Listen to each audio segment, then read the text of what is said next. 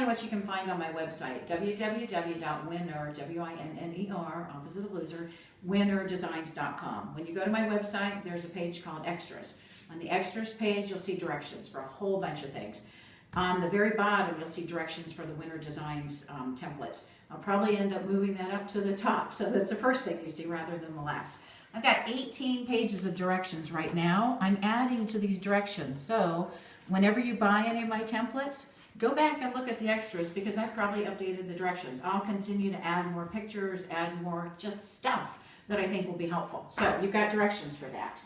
But on the video, I want to show you how to cut first. So this this grabs that material. Unlike your acrylics, and I don't want to spend a lot of time because I've already shown you this, but this guy here, this moves. So I am going to have to put my body weight on here.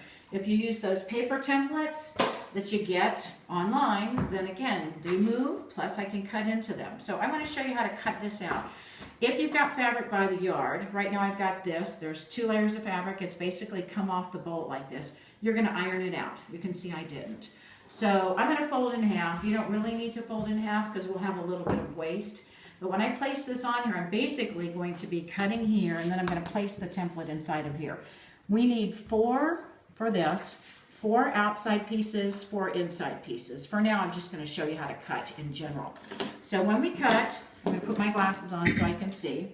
When we cut, we're going to cut with the fabric being grabbed by that template. You can see how that moves around, so I don't have to worry about this moving. If I didn't have my glasses on, or if you're not used to our rotary cutter and the templates, instead of starting right here at the edge, you can go forward, backs. Forward, back, and then forward. I'm going to turn the template. When I turn that template, the fabric moves with it. So again, I'm going to pretend that you're not comfortable using our rotary cutter or using the template. Instead of starting right at the edge, I'm going to start here and go backwards, forwards, and then turn the template. When I turn, that fabric stays with it. Now you notice that I moved it so that it's straight here. Why? When I cut, I can cut better straight here than I can this way. This gets me in a weird body position, plus the blade isn't exactly nice and straight. So I'm going to cut. And when I cut, you can see I started at the edge, so we'll go forward, backwards, and then I turn. I didn't go a whole lot further past that point. You want to make sure that you get to the point. I'm going to go ahead and cut just a little bit, but don't cut too much because we don't want to waste all this fabric here. And I'll go fix that corner in a minute. So we cut. Now I'm going to turn again, and then I'm going to cut. Now at this point, I'm going to go back and clean up here and clean up here. When I cut, that gives me my 4 pieces. I've got my 4 box bags. This is going to be either the outside or the inside, depending on what you're going to be doing. So let's say I'm going to use the same fabric. If I was going to use the same fabric for the inside, now I open this up, and do you see how I've got this right here? We can place this on and not waste any of that fabric. And then I can go ahead and do more here.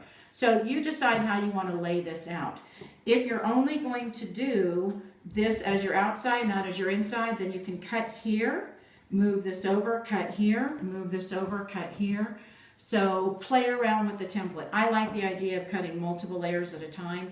So if you can do 4 layers of the same fabric like I did here, then that's a way for you to be able to cut accurately, consistently, quickly. All right, let's get this out of the way. All right, so I'm going to show you what we're going to do with these 2 pieces. So I've got my samples over here. What we're going to do is take these 2 pieces, and I'm going to start at the points. We're going to stitch that together. So we've done that here.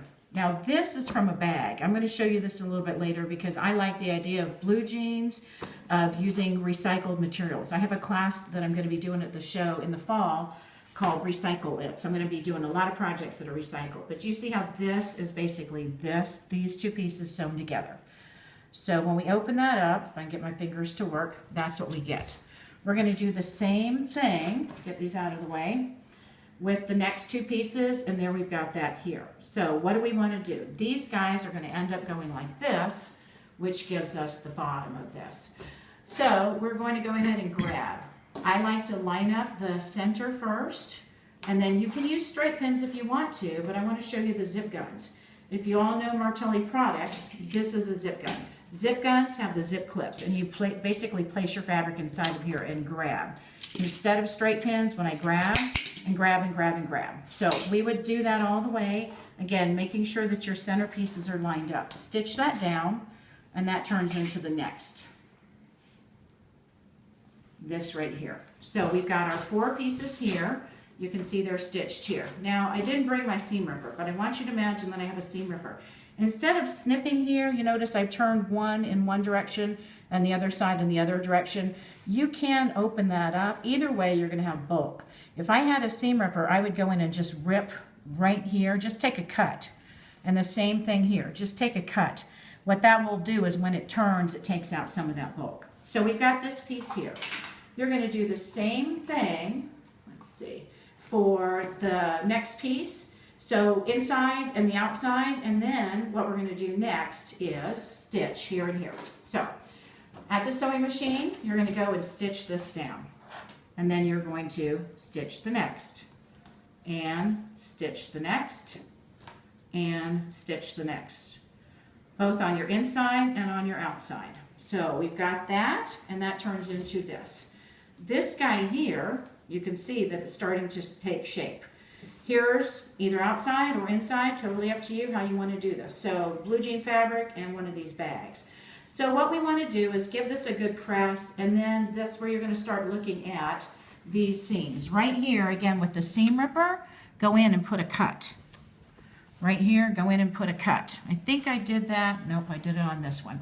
All right, so imagine that I've gone in. Here, you can see. Can you see how this has been cut here, and that's been cut, and that's been cut? I'm just getting rid of some of that bulk. So when I turn this, I don't have all of that. So we're going to pretend that we're going to do the blue is the outside, and then this is going to be the inside. So what do we want to do? We're going to turn our lining right side out. Give it a good press at the ironing board.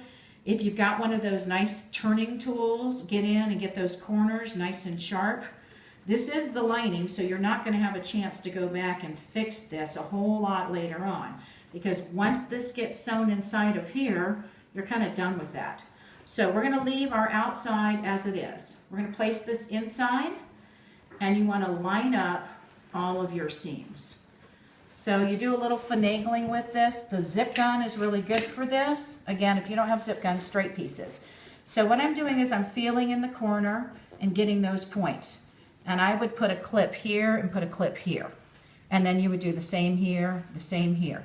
And again, when you're lining this up, just tuck in. I'm going into the corner and pushing down from my corner so I can feel the inside lining is matching up with the outside of where that seam is. And you continue on. Now, at the sewing machine, we're going to sew 3 of the sides all the way. And then on the 4th side, we're going to leave from here to here. Back stitch here, so that when we turn it, we don't have to worry about any of that ripping. So that turns into a bag. Now I want to go back and talk about some things for a minute. Interfacing, stabilizer, batting, any of those things. You have to decide how stiff you want this bag to be. You can see, or box to be. You can see this is not very stiff. This one is not that stiff. If you want one that's stiff, you can use an interfacing. You can use some kind of stabilizer, or you can use cardboard. Cardboard from the cereal boxes, from all that stuff that you have at home, all the boxes, and then just stick them in. Instead of sewing all the way around here at this point, you can go ahead when you start to turn, think about where I'm going to leave an opening, maybe stitch here, and then just kind of turn, fold your cardboard a little bit and then stick that in when we turn right sides out. So if that doesn't make sense to you, there are great videos on how you use cardboard boxes and things as stabilizers that you can find on YouTube. And if it doesn't make sense to you, you can email me and I'll get you some directions so that it will make sense. All right, so we stitch all of that up. When we finish that stitching process, then we're gonna, from here, pull the outside out and pull the inside out of this. I don't have a sample that shows you that, but you get the idea of that. So I wanna show you this one was done where the top here is actually the inside lining. So there's not a binding around here. You're welcome to put a binding, but that's one more thing you have to do. So this just is a little bit longer, and then that stitch is along the top. Let me show you on the blue jeans, though. I did it a little bit differently. The blue jeans, this right here where I had no seams, this is a lot of bulk. So here, I've just top stitched along here. Here, it's too hard where this is. The jeans that I had for this, there wasn't enough fabric here to have a consistent seam allowance. So I stitched where I could, and then I used the magic tool, glue. Fabric glue works just fine, and then you can glue those around. This is a box after all, and the idea is you're going to use this to stuff your project you're working on, or diapers, or your sewing tools, or your makeup, or your curler, and whatever it is. What I like about this though is that it is collapsible. So if you are going to travel with this, then that allows you to do that. So you've got some options on all of that. If you're making the purse, before you do all of this, add some straps. I had some fabric, which I'm going to grab. So let's pretend that this coordinates with what I have here. You can sew, do a tube. Once you do that tube, fold it over, top stitch, and you can add a strap and a strap. And then a strap and a strap here. Imagine a strap here and a strap here. So it can be a strap. You decide what you want to do with that. This one doesn't have a strap, it's just got cording. Cording that's been sewn right in here. And sewn right in here, and sewn right in here.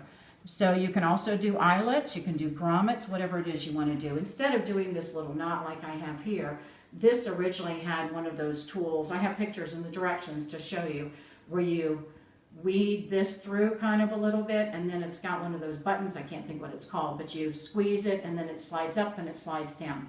Again, you'll see it in the written directions, so you don't have to worry about what I'm talking about here. So the box bag, that's the concept.